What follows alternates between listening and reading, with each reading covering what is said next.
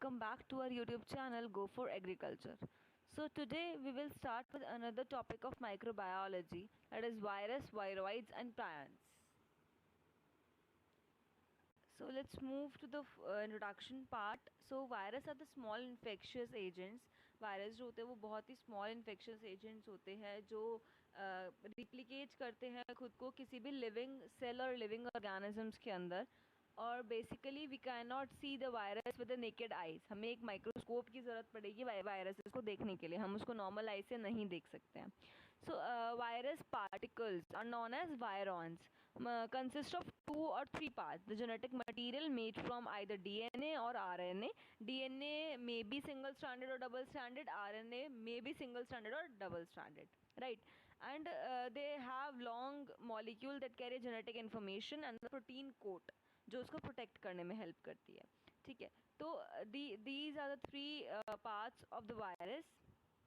Let's move to the next part, the viron stage. Virion stage जो होती है virus की वो ट्रांसमिसेबल स्टेज होती है. मतलब बेसिकली कहने का मतलब है किसी भी वायरस को ट्रांसफ़र करने के लिए जो जिस स्टेज की रिक्वायरमेंट होती है वो वायरॉन स्टेज होती है. और जो इन्फेक्शियस स्टेज होती है वो होती है जब वो रिप्लिकेट करता है खुद को किसी भी लिविंग ऑर्गेनिज्म के अंदर.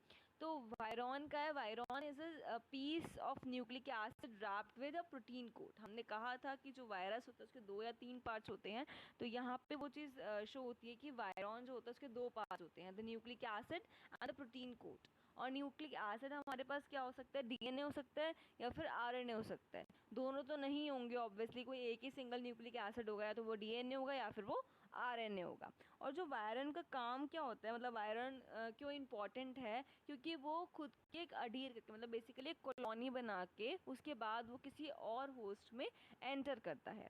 ठीक है, and also to survive outside the host. और बेसिकली क्या होता है कि वो होस्ट के बाहर भी अगर वायरस को सर्वाइव करना होता है तो वो वायरन के फॉर्म में होता है. वायरन मीन्स जब एक वायरसेस का क्लस्टर हो, वायरसेस का एक पूरा ग्रुप हो, उसको हम कहते हैं वायरन्स. राइट, नेक्स्ट आती है infectious stage. When virus infects a cell, nucleic acid must be uncoated. Basically होता क्या है, जब हमने लाइटिंग एंड लाइसोजेनिक साइकिल पढ़ा था बैक्टीरियोफाज का, तो उससे कुछ कुछ चीज़ें सिमिलर होती हैं. तो इसमें होता क्या है कि जो वायरस होता है वो न्यूक्लिक बेसिकली उसमें न्यूक्लिक एसिड होता है और उसके ऊपर कोट होती है प्रोटीन की कोट जिसको प्रोटेक्ट करती है. तो जब भी कोई भी वायरस अटैच होता है किसी होस्ट सेल से, तो उसको उसकी जो न्यूक्लिक एसिड है वही मल्टीप्लाई करेगा ना आगे अपनी कॉलोनी को बढ़ाने के लिए. तो मल्टीप्लाई उसको ही करना है. तो जनरली होता क्या है कि जो उसकी प्रोटीन कोट है, उसकी प्रोटेक्टिव लेयर है, वो क्या होती है, वो अनकोट होती है. उसको वो हटाता है और उसके बाद वो जो सेल है, होस्ट सेल है, उसकी मेटाबॉलिक मशीनरी को यूज़ करता है खुद को रिप्लिकेट करने के लिए. लाइफ साइकिल जो है वायरस की, उसमें कौन कौन से कैरेक्टरिस्टिक आते हैं, मतलब कौन कौन से स्टेजेस आते हैं. The first one is attachment, penetration, and then with the entry of nucleic acid into cell. Entry हो गई सेल के अंदर न्यूक्लिक एसिड की. Early expression of virus genes, मतलब बेसिकली एक्सप्रेशन का मतलब हो गया कि वायरस जीन का प्रोडक्शन होना. फिर उसके बाद जो ट्रांसक्रिप्शन होना, ट्रांसलेशन होना, रिप्लिकेशन होना. डीएनए, अगर डीएनए वो है न्यूक्लिक एसिड है या फिर, तो उसका किस तरह से रिप्लिकेशन होता है. अगर आरएनए तो उसका रिप्लिकेशन होता है. और जो न्यू सिंथेसिस होते हैं, न्यू को मतलब वायरस के न्यू कंपोनेंट्स का सिंथेसिस होना, उसके बाद उसकी पैकेजिंग होना, उसकी असेंबली होना और न्यू वायरॉन्स बनना. राइट, तो यही होता है. जैसे हमने लाइटिक लाइसोजेनिक में पढ़ा था, वही सेम साइकिल यहाँ पे भी रिपीट होती है. So the next thing is Byron का स्ट्रक्चर कैसा होता है. किसी भी वायरन का स्ट्रक्चर कैसा होता है. हेलिकल स्ट्रक्चर होता है. हेलिकल मीन्स एक लूप लाइक स्ट्रक्चर होता है. तो उसका जो एग्जांपल है वो हमारे पास टोबैको मोज़ैक वायरस है. टोबैको मोज़ैक वायरस जो है वो उसका एक हेलिकल सिमेट्री होती है, हेलिकल स्ट्रक्चर होता है.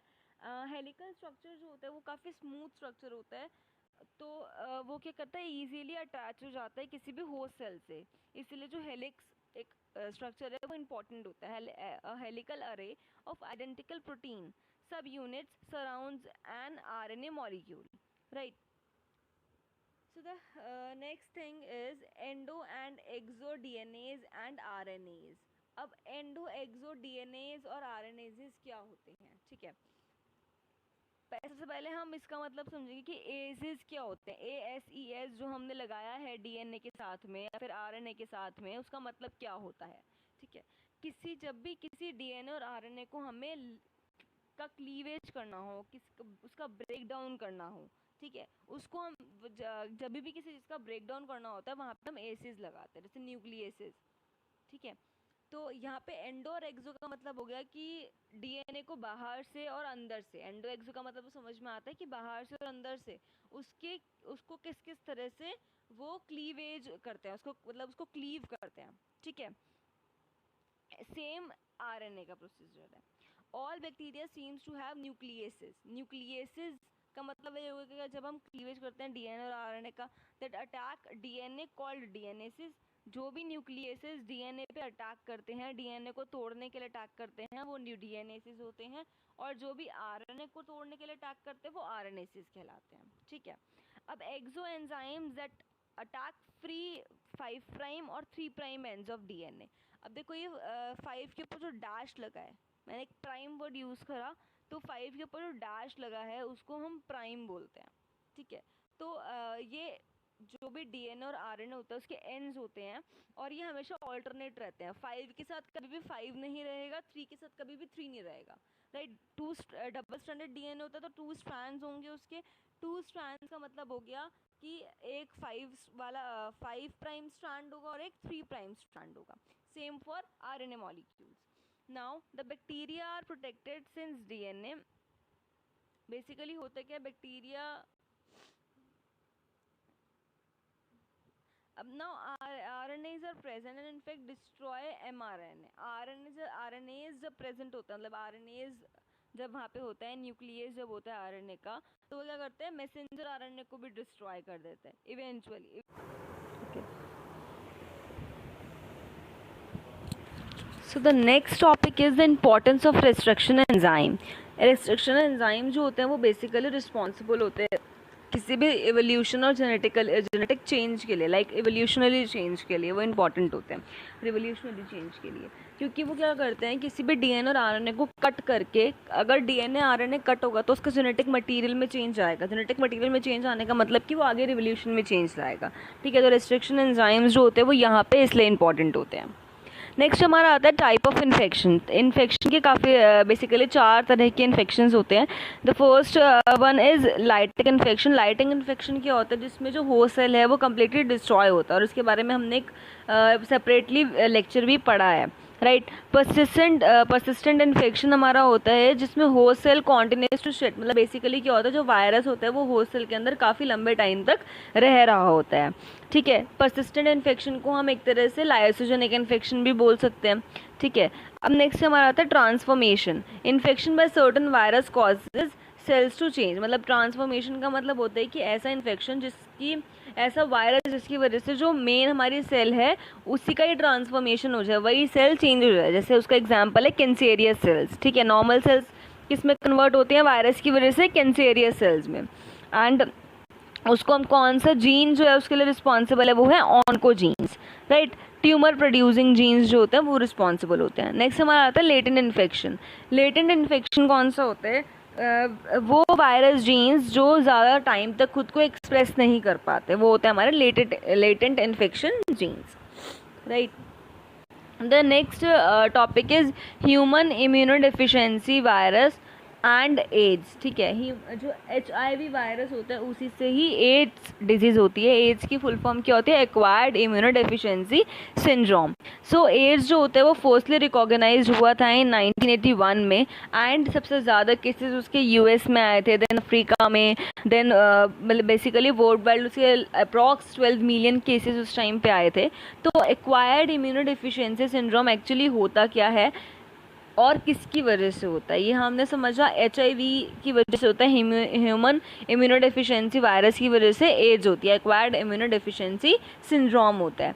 तो इसमें होता क्या है, बेसिकली जो ह्यूमन बॉडी के इम्यूनिटी सिस्टम को बूस्ट करने के लिए जो सेल्स होती हैं ये उसी को ही डैमेज कर देता है, उसी को मार देता है। तो बेसिकली हमारे ब्लड में कितने तरह की सेल्स होती है, WBCs एंड RBCs होते हैं। राइट, सो जो WBCs होते हैं वो हमारे फाइटिंग सेल्स होते हैं। ठीक है, तो WBCs में भी 3 तरह के सेल्स होते हैं, उसमें हम एक T सेल्स पढ़ेंगे, एक B सेल्स एंड मैक्रोफेजेस, ठीक है। तो यही तीनों सेल्स होते हैं जो बेसिकली रिस्पॉन्सिबल होते हैं किसी भी वायरस से, किसी भी बीमारी से लड़ने के लिए, किसी भी मतलब बेसिकली वो एंटीबॉडीज़ बनाते हैं, ठीक है।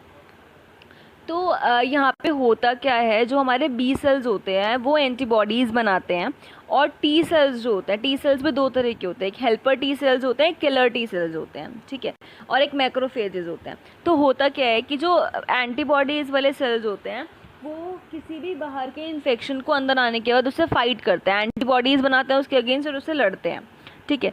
अब उनसे लड़े वो सेल्स वहाँ पे मर गए, तो उन सेल्स को हमारी बॉडी से ख़त्म भी तो करना है, तो उसको ख़त्म करने के लिए मैक्रोफेजेस काम आता है। मैक्रोफेजेस उन सेल्स को खा लेते हैं, उसके बाद क्या होता है, उनका नामो निशान मिटा देता है वहाँ से वो, कि हमारी बॉडी में कोई लड़ाई हुई नहीं है, इस तरह से, अगर हम इसको स्टोरी के रूप में समझना चाहें तो।